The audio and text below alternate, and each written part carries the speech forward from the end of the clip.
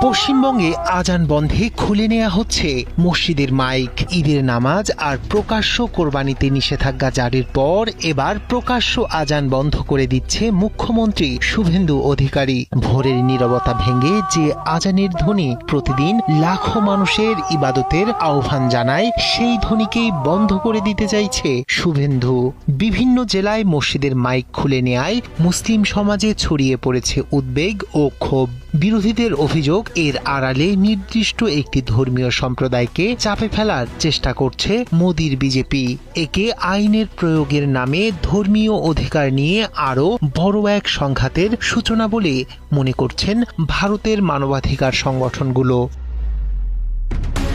পশ্চিমবঙ্গে মসজিদের মাইক অপসারণকে ঘিরে নতুন করে শুরু হয়েছে রাজনৈতিক বিতর্ক। সাম্প্রতিক সময়ে পশ্চিমবঙ্গের বিভিন্ন এলাকায় মসজিদের মাইক বা লাউড স্পিকার খুলে ফেলার অভিযোগ করেছেন স্থানীয় মুসল্লিরা। তাদের দাবি, ধাপে ধাপে মসজিদে কিংবা প্রকাশ্যে আজান দেওয়ার উপর বিধিনিষেধ আরোপের পরিবেশ তৈরি করা হচ্ছে। শব্দ দূষণের অজুহাতে বহু এলাকায় মসজিদের মাইক অপসারণে চাপ দেয়া হচ্ছে বলেও অভিযোগ উঠেছে। তবে প্রশাসন বলছে, রাজ্যের প্রচলিত আইন অনুযায়ী আবাসিক এলাকায় দিনের বেলায় সর্বোচ্চ 55 ডেসিমেল এবং রাতের বেলায় 45 ডেসিমেলের বেশি শব্দ করা যাবে না। এই নিয়ম মসজিদ, মন্দির, গির্জা কিংবা অন্য যে কোনো ধর্মীয় প্রতিষ্ঠানের ক্ষেত্রেই সমানভাবে প্রযোজ্য। তাই আইন বাস্তবায়নের অংশ হিসেবেই সংশ্লিষ্ট পদক্ষেপ নেওয়া হচ্ছে বলে দাবি প্রশাসনের।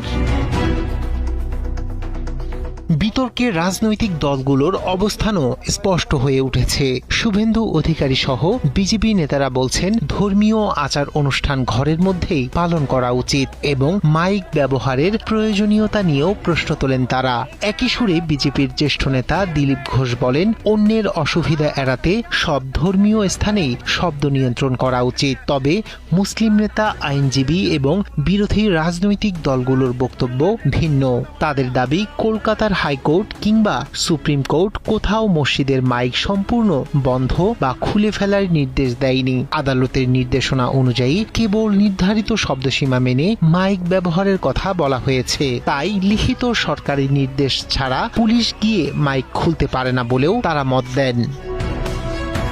তৃণমূল কংগ্রেসের নেতারা বলছেন, আদালতের নির্দেশনা অনুযায়ী নির্ধারিত শব্দসীমা মেনে মাইক ব্যবহার করতে কোনো আপত্তি নেই। একই ধরনের মত দিয়েছেন কংগ্রেস নেতা অধীর রঞ্জন চৌধুরী এবং সিপিএম নেতারা। তাদের মতে, শব্দ দূষণ শুধু মসজিদ থেকেই নয়, মন্দির সহ সব ধর্মীয় স্থান থেকেই হতে পারে। তাই আইন সবার জন্য সমানভাবে প্রয়োগ করতে হবে এবং স্থানীয়ভাবে আলোচনা ও সমন্বয়ের মাধ্যমে সমাধান হওয়া উচিত বলেও মত দেন তারা।